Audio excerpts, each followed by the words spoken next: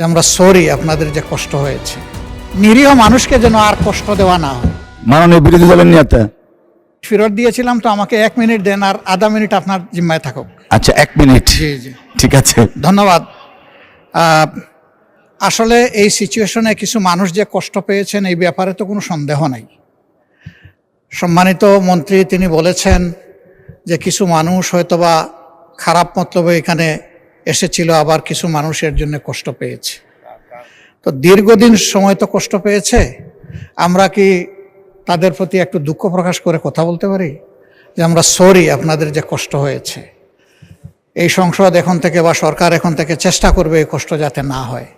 কারণ আমরা যদি সবাইকে একই পাল্লায় হিসাবে নেই, যে মানুষগুলা দিনের পর দিন ঘন্টার পর ঘন্টা এই অমানসিক কষ্ট করেছে, তারা কিন্তু বাড়তি ব্যথা পাবে। তারা মনে করবে যে সবাইকে একই কাতারে ফেলে দেওয়া হয়েছে। আর ইনোসেন্ট মানুষগুলাই বেশি, মতলববাজ খুবই কম যারা মানুষকে কষ্ট দিয়েছে। আমি আবারও বলবো, মতলববাজ যেই হোক তাকে যেন ছেড়ে দেওয়া না হয়, আর নিরীহ মানুষকে যেন আর কষ্ট দেওয়া না হয়। জি, মাইক্রোফোনটা অন করেন প্লিজ। আমরা যে প্রস্তাব দিয়েছি, আমরা আছি, আমাদের জায়গায় আছি, আমরা যে কোনো কোঅপারেশনের জন্য রেডি, এবং সরকার কিভাবে নেবে এটা সরকারের ব্যাপার। আসসালামু আলাইকুম। ধন্যবাদ। আলোচনা অংশগ্রহণ করবেন হাউস অব দ্য লিডার মাননীয় প্রধানমন্ত্রী। ধন্যবাদ।